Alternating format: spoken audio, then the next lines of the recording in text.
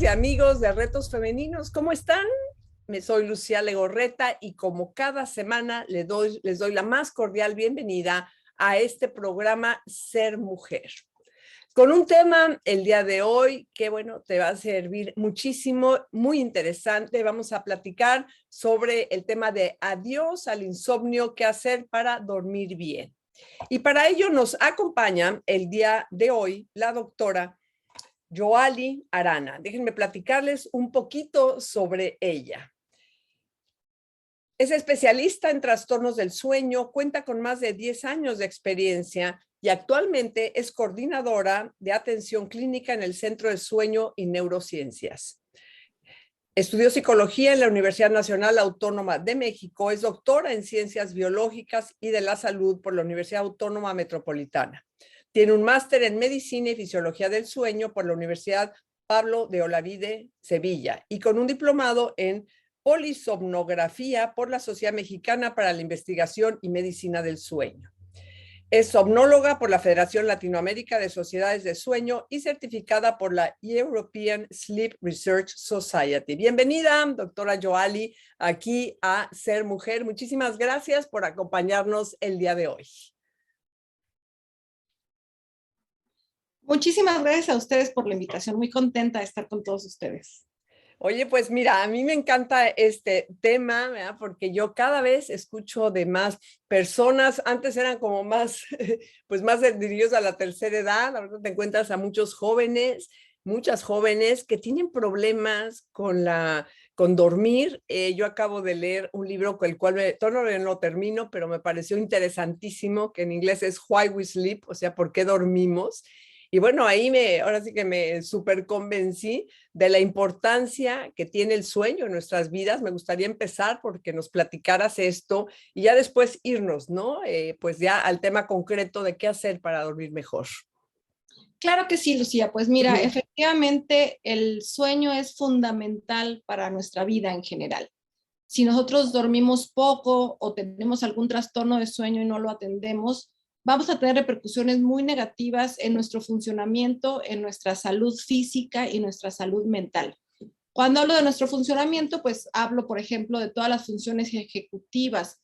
Lo primero que nos sucede cuando hemos dormido mal, y seguramente todos los que nos escuchan lo han experimentado alguna vez, pues es que empiezas a tener pequeños errores de memoria, de atención, de resolución de problemas. Una de las funciones que más afectadas se ven es el lenguaje, por ejemplo, cuando hemos dormido mal. Entonces, nuestro funcionamiento diurno se ve de manera muy importante alterado.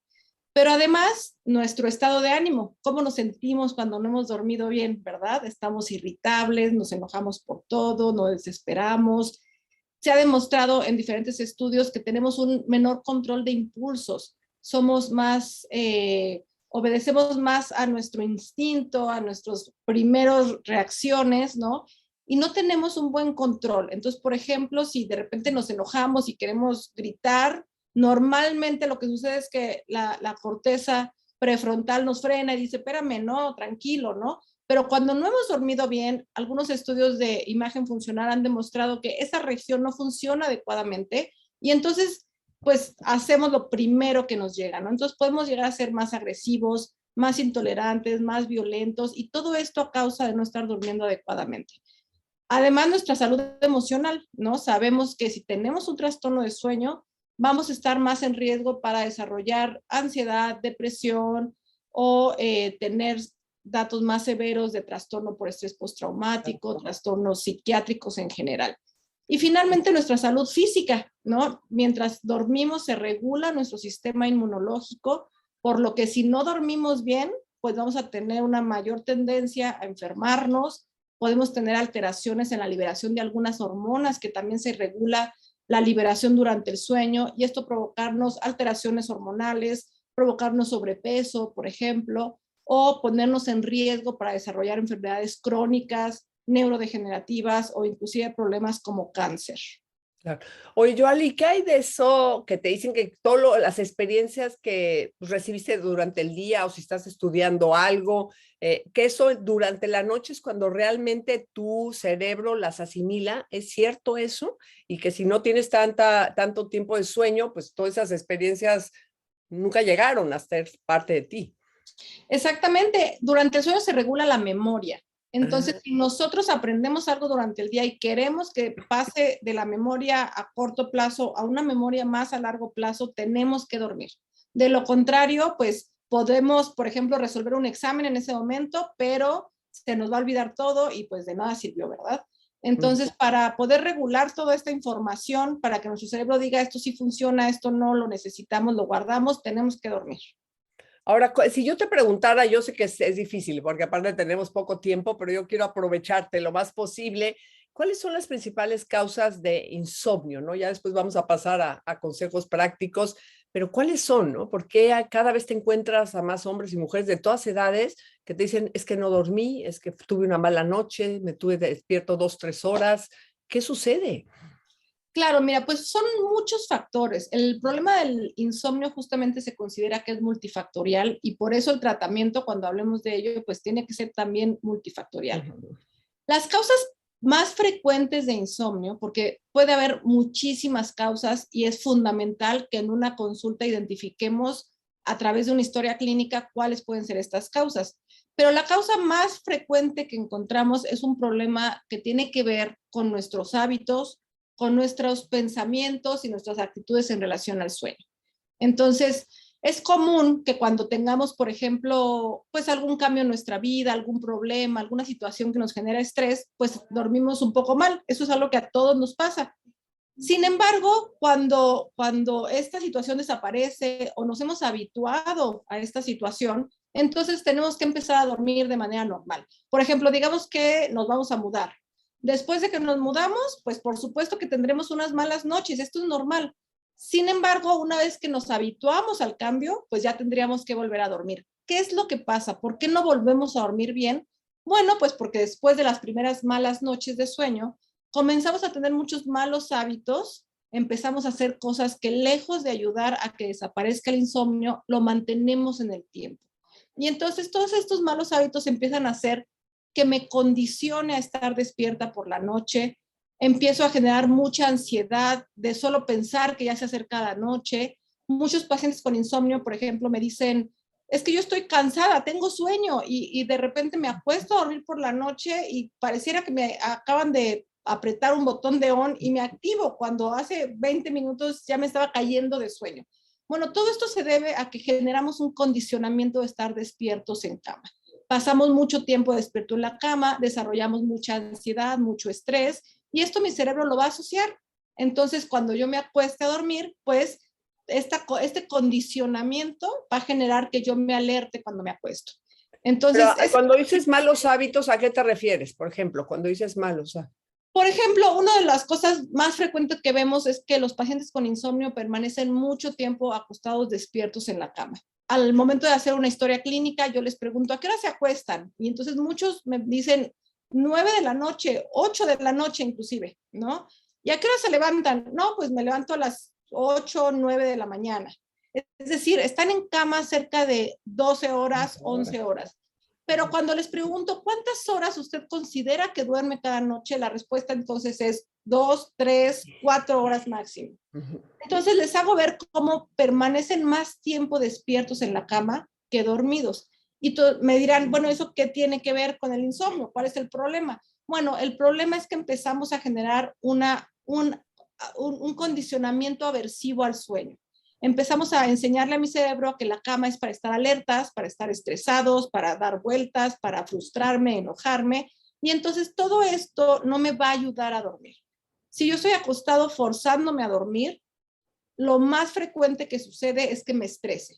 Y cuando los mamíferos nos estresamos, liberamos cortisol, que es una hormona que está relacionada con el despertar y con el estrés. Entonces, pues por supuesto que no me voy a dormir. Ese es, por ejemplo, uno de los malos hábitos más frecuentes que veo en los pacientes. Claro, hoy también me han dicho mucho de comer, ¿no? Que, por ejemplo, cenar muy fuerte o acostarte viendo televisión, o sea, todo lo que hace que tu cuerpo no se vaya como desacelerando, ¿no? Para poder dormir. Ahora, la pregunta que no sé tú qué opinas, tú que eres una experta, ¿cuántas horas debíamos de dormir? Es que yo luego me encuentro personas que dicen, no, hombre, yo con 5 tengo, y luego hay quien te dice, no, o sea, tienen que ser más horas. ¿Tú qué opinas?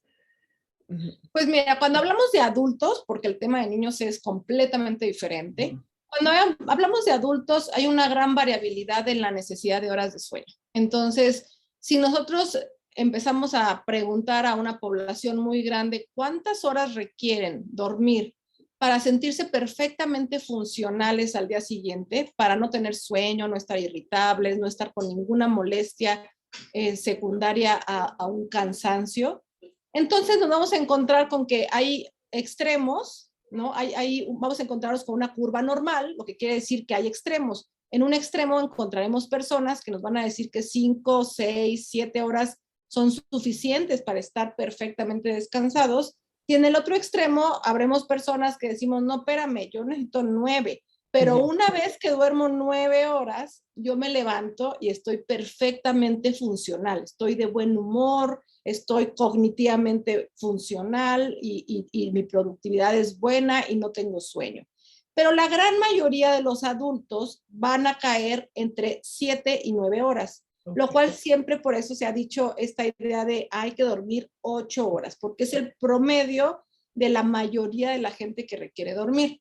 Ahora, esto quiere decir que si ustedes duermen 6 horas y al día siguiente se sienten perfectos, pues eso es lo que su cuerpo requiere. Y lo contrario también. El problema empieza cuando duermen poquitas horas, 5, 6 horas, 4, porque ya no pueden dormir más, pero al día siguiente se sienten cansados, se levantan con dolor de cabeza, sienten que no durmieron, se sienten agotados física y mentalmente. Ahí es cuando decimos, pues hay un problema de insomnio. Y en el otro extremo también lo vemos, personas que duermen 9, 10 horas y se despiertan y te dicen, me siento tan cansado como cuando me acosté, o peor, ¿no? Y tienen durante el día mucho sueño y están tomando siestas, se quedan dormidos trabajando, manejando. Entonces ahí estamos hablando, por el contrario, de una hipersomnia. Sí. Ahora, ya pasando un poquito, ¿no? ¿Qué hacer para dormir bien? O sea, en los hábitos buenos que tú nos recomiendes, ¿qué podemos ir haciendo, no? Porque yo sí estoy convencida, como tú bien apuntas, que son hábitos malos que vamos adquiriendo a lo largo de nuestra vida. Cuando te das cuenta, pues ya forman parte de ti, ¿no? Ya no te los puedes ni quitar. Exactamente. Pues mira, lo primero que yo recomiendo es mantener horarios estables para acostarnos, para despertarnos. Esto sobre todo si ya padecemos alguna queja en nuestra manera de dormir. Tener horarios estables va a ayudar a nuestro cerebro a mantener sincronizado nuestros ritmos biológicos. El sueño es un ritmo circadiano, que significa que es algo que se va a repetir cada 24 horas. Pero tenemos una gran cantidad de ritmos biológicos, por ejemplo, la temperatura, la ingesta de alimento, la liberación de hormonas, muchas de ellas obedecen a un ritmo circadiano y el sueño tiene que sincronizarse con cada una de estas funciones. Si nosotros modificamos el sueño y lo ponemos en otro horario, entonces no solamente se va a ver afectado el sueño, sino todos los demás ritmos circadianos que dependen de algún modo del sueño. Es por eso que mantener horarios fijos nos va a ayudar para muchísimas cosas, tanto para acostarnos como para levantarnos. Ahora, nada más permítame que te interrumpe. Ahí hago un paréntesis. Generalmente entre semanas pues, nos tenemos que levantar temprano por el trabajo, pero llega el sábado, llega el domingo, ¿no? A veces es ahí, voy a recuperar el sueño. ¿Sí? ¿Qué tan bueno es eso? Decir, bueno, ¿sabes qué? Voy a, o sea, dormir mucho más horas. O hay quien te dice, ya tengo un reloj biológico que a las 7 de la mañana me levanto el sábado. Entonces, ¿ahí qué tan bueno es eso de recuperación de sueño o no es cierto que te recuperas? Pues mira, nosotros decimos, los sueñólogos decimos que el sueño no se recupera, ¿no? De entrada. Entonces, esto es fundamental también para que cuando decidimos desvelarnos voluntariamente, ¿no? Por ejemplo, estamos viendo una serie y decimos, hay un capítulo más, al fin que mañana es sábado y lo recupero, ¿no? No sucede. Lo ideal es mantener los horarios fijos. Sin embargo, bueno, sí podemos el fin de semana quedarnos un poco más de tiempo dormidos, ¿no? No pasa nada si nos quedamos un poco más. Pero el gran error lo cometemos cuando nos quedamos dormidos hasta muy tarde en la mañana, ¿no? Por ejemplo, si el viernes recorremos un poco nuestro horario y nos levantamos muy tarde el sábado, el domingo en la noche podemos nosotros decir, me voy a acostar temprano porque ya mañana trabajo, pero ahí empiezan los problemas. ya no me voy a dormir tan fácil porque a lo mejor me levanté a las 10, 11 de la mañana de ese día, ¿no? Claro. Y entonces me va a costar trabajo quedarme dormido. El lunes sí me tengo que levantar sí o sí, y entonces pues ahí está el gran San Lunes, ¿no? Que a todos nos cuesta muchísimo el lunes arrancar. Entonces sí duerman un poquito más, pero definitivamente no traten de recuperar todas las horas perdidas de la semana. Ok. Entonces, primer consejo, establecer un horario, o sea, a qué horas me acuesto y a qué horas me levanto. Exactamente. ¿Qué más podemos seguir haciendo? La segunda recomendación fundamental es evitar activarnos cerca de la hora de dormir. Entonces, los humanos nos activamos principalmente de 3 maneras: con luz, con ejercicio y con sustancias. El tema de la luz posiblemente es uno de los que nos cuesta más trabajo. Todos los equipos electrónicos como la televisión, la computadora, celular, juegos de video, tabletas, etcétera, etcétera, emiten una gran cantidad de luz, particularmente de la frecuencia de luz azul, que es la frecuencia de onda que activa mi cerebro, la luz solar. Entonces, si yo estoy estimulándome con luz artificial por la noche, antes de dormir, mi cerebro está interpretando que es de día y entonces va a activar núcleos cerebrales que me van a mantener despierto y a inhibir aquellos que me van a ayudar a dormir. Cuando finalmente apago la luz y decido dormirme, en ese momento mi cerebro identifica que ya es de noche y entonces me voy a tardar hasta hora y media en que se comience a estructurar todo el sueño a nivel cerebral.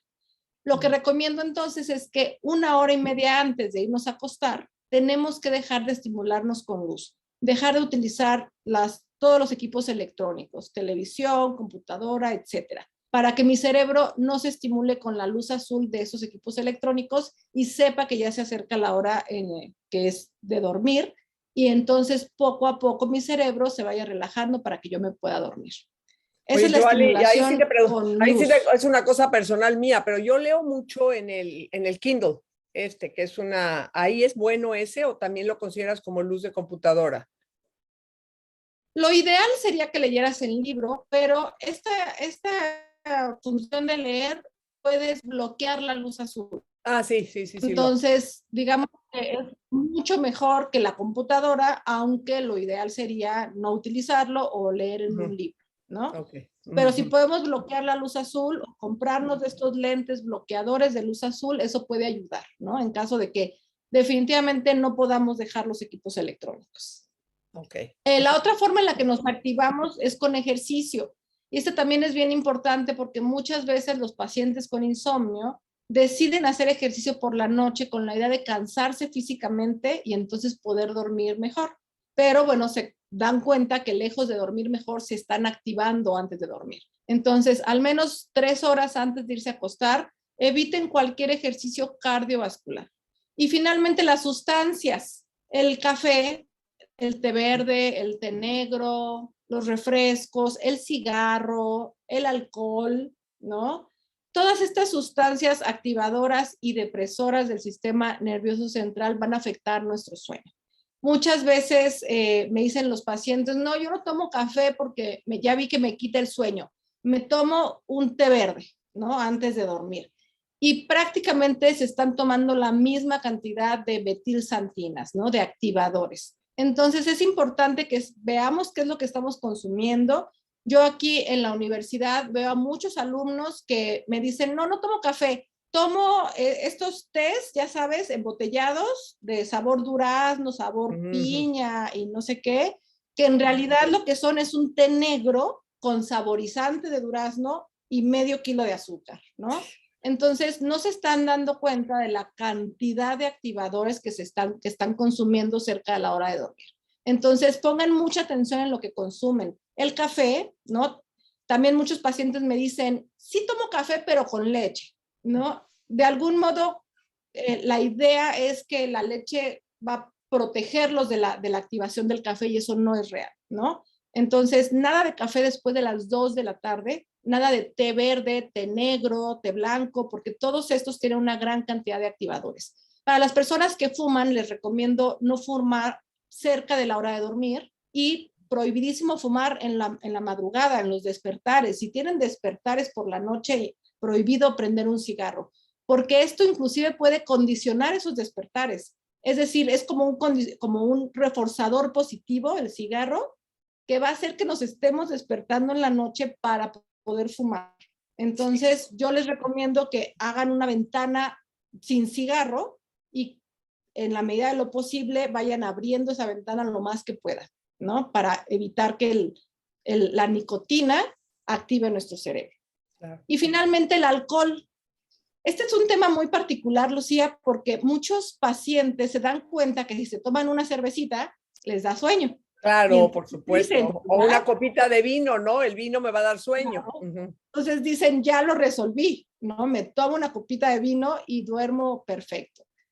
Y desgraciadamente lo que sucede es que el alcohol efectivamente primero va a tener un efecto depresor, es decir, sí es cierto, nos va a dar sueño, pero conforme vayamos metabolizando este alcohol, tiene un efecto activador, nos vamos a despertar o nuestro sueño va a ser muy superficial, entonces vamos a despertar muy cansados por la mañana. Yo también les sugiero que si van a beber alcohol, tienen que beber una medida de alcohol, es decir, una cerveza o una copa o un caballito de tequila por hora y dejar de beber 1 hora antes de irse a dormir. De esta manera le estamos dando la oportunidad a nuestro cuerpo que saque todo este alcohol de nuestro organismo y no va a afectar nuestro sueño. Ay. Ahora, Joali, ahorita que te estoy escuchando, conozco ya gente cercana a mí con problemas fuertes de insomnio que recurrió a una clínica de sueño y que le hicieron todo un estudio y que ahora duermen con estas máscaras, las recomiendas, pero muchas de ellas se dicen, ya me cambió mi vida. ¿Por qué? Porque acudí a un profesional, cosa que creo que muchos de nosotros no lo hacemos. O sea, no duermes y no como ir con un doctor del sueño, ¿no? Y creo que lo que tú estás apuntando a mí se me hace básico, dormir bien y que me explicaras un poco si sirven, ¿no? Este tipo de tratamientos. Claro que sí. Yo creo que la gente no busca ayuda profesional en sueño porque no sabe que hay clínicas de sueño. A mí me he topado muchísimo en mi vida personal, ya saben siempre, ¿y tú a qué te dedicas? No, pues trabajo en una clínica de sueño. Y los comentarios van desde, ¿qué es eso? ¿Te pagan por dormir? Hasta, yo siempre sueño que voy sin zapatos a la escuela. ¿Qué significa eso? ¿No? Claro, claro. O sea, punto número 1, creo que hay todavía mucho desconocimiento de qué es una clínica de sueño y de que existen clínicas de sueño. El siguiente punto es, la mascarilla de la que hablas es un tratamiento muy eficiente para otro trastorno de sueño. Hay más de 85 trastornos de sueño perfectamente identificados, descritos, con todos sus síntomas, con sus criterios diagnósticos y bueno, ya te imaginarás, es un mundo, es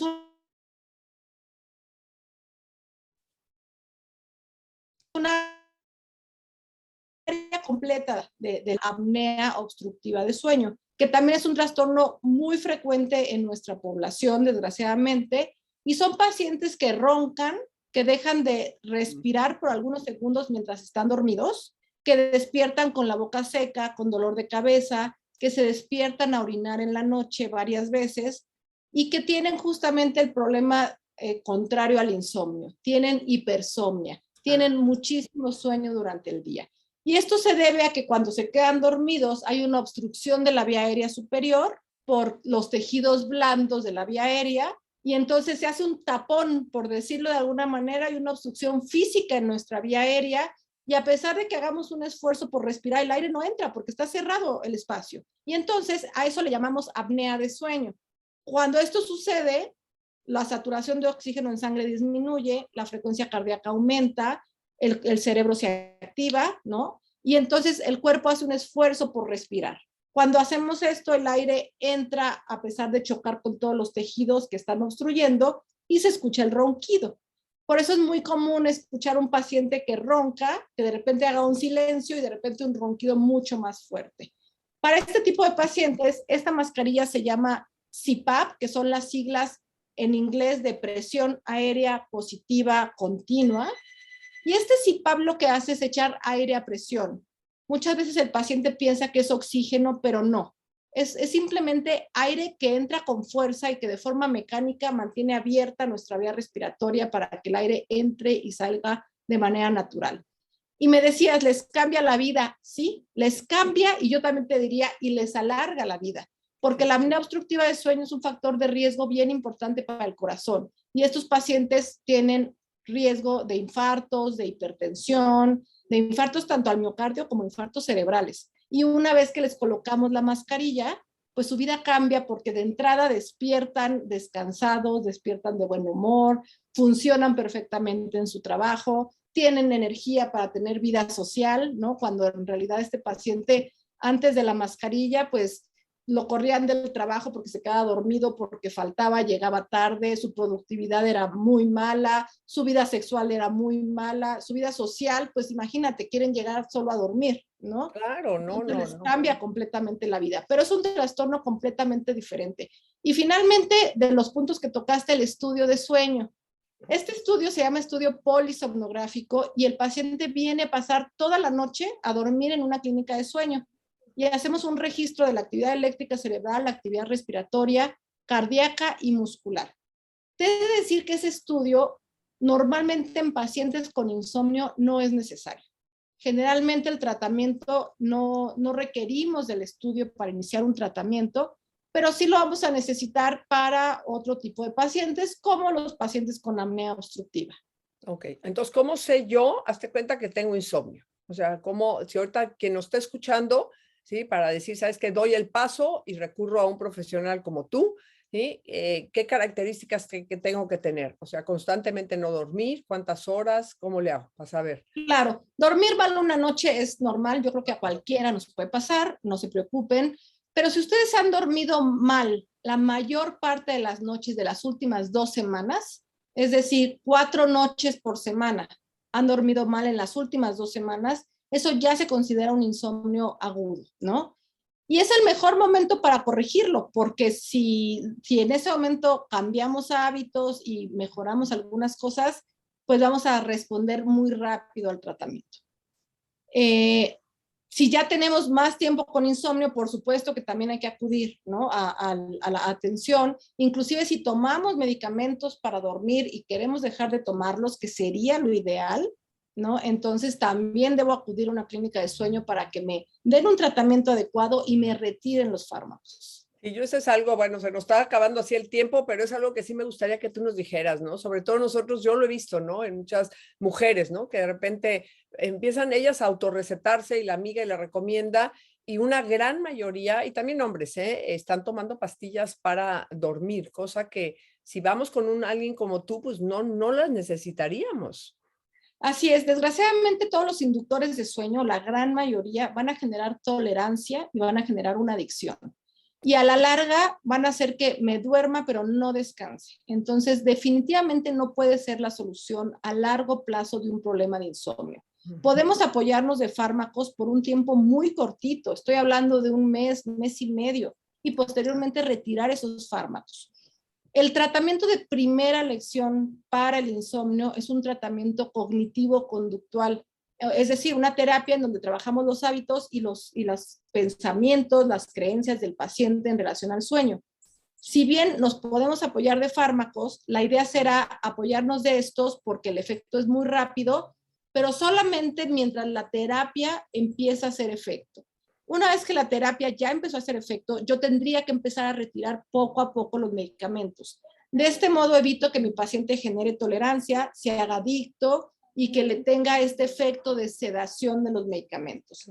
Y hablando específicamente, por ejemplo, de pacientes de la tercera edad, utilizar inductores de sueño en esta población es un gran riesgo porque se ha asociado a muchas caídas y fracturas porque se levantan en la madrugada, se levantan a orinar, se levantan a cualquier cosa y están sedados, porque finalmente este es el efecto de los medicamentos, una sedación. Y entonces pues se levantan y pueden tener este tipo de accidentes. Claro, viene todo lo que es la ruptura. Así es. Oye, Joali, se nos ha pasado volando el tiempo, créeme, y ahorita que me estás diciendo esta cantidad de, pues, de situaciones que hay de sueño, creo que tenemos que volver a hacer otro programa. Ahorita hablamos nada más de insomnio. Yo te agradezco muchísimo. Te pediría si nos puedes hacer un pequeño resumen, algún consejo y que nos dijeras en dónde te podemos encontrar. Claro que sí. Lo primero es no automedicarse, es la primera recomendación que les puedo dar. Y si ya llevan mucho tiempo medicados, aunque se los estén indicando un médico, pues buscar de cualquier modo un especialista en medicina del sueño. Si tienen cualquier queja en su manera de dormir, les recomiendo buscar una clínica de sueño, buscar un especialista para una valoración y para tener el tratamiento adecuado para este trastorno de sueño.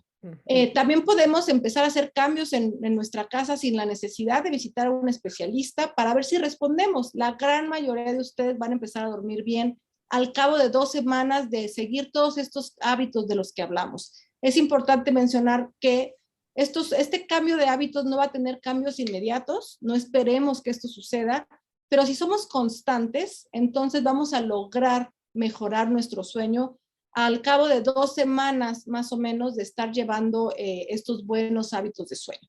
Esto es importante mencionarlo porque de repente el paciente se desespera, lo hace 2, 3 días, no ve un cambio y entonces dice, no, pues ya está, no me funcionó. Entonces es lo que yo les recomiendo. Y si siguen los buenos hábitos y aún así siguen con un problema de sueño, visiten un especialista, ya que hay una gran cantidad de problemas neurológicos, psiquiátricos y trastornos de sueño, mismos trastornos de sueño, que pueden generar como efecto secundario el insomnio. Entonces tenemos que definir si el insomnio es un problema primario o es un problema secundario y dar el tratamiento ideal para cada caso. Perfecto. Y si no, ¿dónde te podemos encontrar, Joali? Claro que sí, yo estoy en el Centro de Sueño y Neurociencias, estoy también en la Clínica de Trastornos de Sueño de la UAM y estoy en el Hospital ABC también. El Centro de Sueño y Neurociencias lo pueden encontrar en su página de internet como www.descansamejor.com.mx.